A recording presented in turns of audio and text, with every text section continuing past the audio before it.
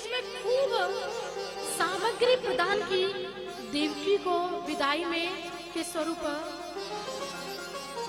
और जब विदाई का समय आया तो उन्होंने स्वयं आगे बढ़े कि मैं जाऊंगा विदा करने को अपनी बहन देवकी को, और स्वयं रथ पर बैठ गया और रथ की लगाम अपने हाथ में ले ली, रथ की लगाम अपने हाथ में ले ली। तभी क्या था, जब रथ की लगाम अपने हाथ में ली तभी दिव्य आकाशवाणी होती है कि हे कंस, जिसके विवाह में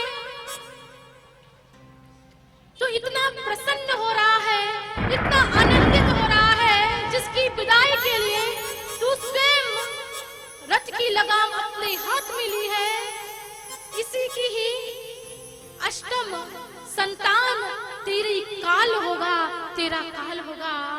जब इतना कहा तब क्या था, कंस ने देवकी को रथ के नीचे फेंक दिया, केस पकड़कर, और तलवार निकाल ली मारने के लिए। ज्यों ही तलवार निकाली मारने के लिए, वसुदेव कंस के चरणों में हाथ जोड़कर बैठ गए,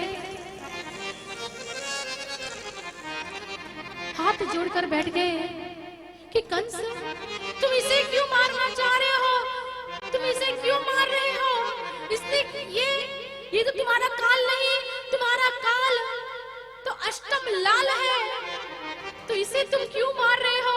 और बात रही पुत्र की, तो जितने पुत्र होंगे मैं तुम्हें लाकर दे दूंगा, तुम मेरी जो वचन दे रहा हो ये वचन मिथ्या नहीं होंगे, मैं जैसा कह रहा हूं मैं वैसा ही करूंगा। और कंस जानता था कि वसुदेव कभी झूठ नहीं बोलते, ये हमेशा सत्य ही कहते हैं। तो कंस ने अपने कारागृह में बंद कर दिया किले वसुदेव और देवकी को। पहला पुत्र होता है देवकी को। अगर आज कंस विचार करता है कि मेरा जो काल है वह तो अष्टम संतान है, ना कि पहली, ना कि पहली, तो आज उसका मन कर रहा है नहीं तो मैं इसे क्यों मारूं, मैं इसे क्यों मारूं। तभी देवर्षि नारद जी आते हैं। देवर्षि नारद जी को देखा, कंस ने प्रणाम किया। देवर्षि नारद जी ने पूछा, क्यों चिंतित हो, क्यों परेशान हो, तो अपनी चिंता बताई। तो देवर्षि नारद जी कहते हैं, कंस एक कमल का पुष्प हाथ में लिया और कहा, देखो तुम इसे गिनो, 1 2 3 4 5 6 7 8, इसके पंखुड़ियों को गिनो। अगर तुम यहाँ से शुरुआत करोगे तो ये पंखुड़ी पहली होगी, अगर तुम आखिरी से आरंभ करोगे तो पहली आखिरी होगी। तो नहीं कहा जा सकता कि पहली अष्टम है, ये नहीं कहा जा सकता कि तुम्हारा काल कौन सा है। इस प्रकार देवर्षि नारद जी ने कहा।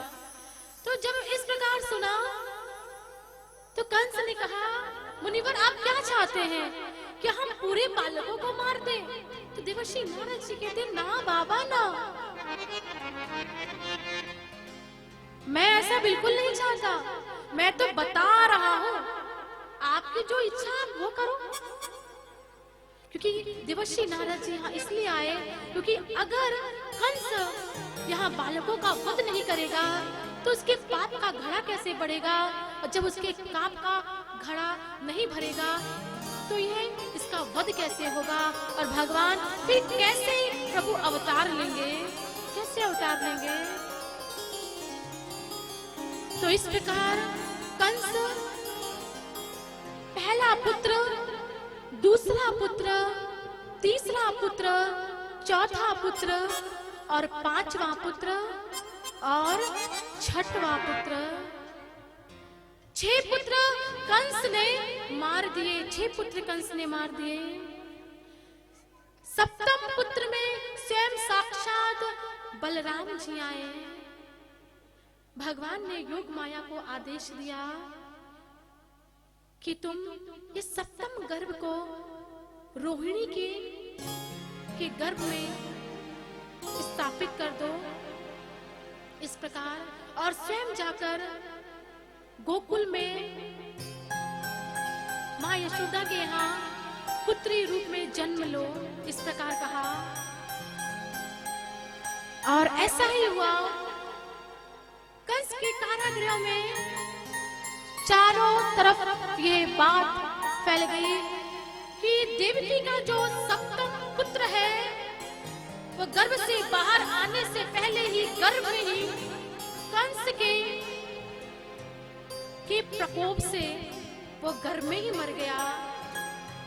कंस प्रसन्न हुआ। अब क्या होता है? अब इस प्रकार आगे चलकर स्वयं हमारे भगवान नारायण भगवान प्रभु के आने का समय हुआ।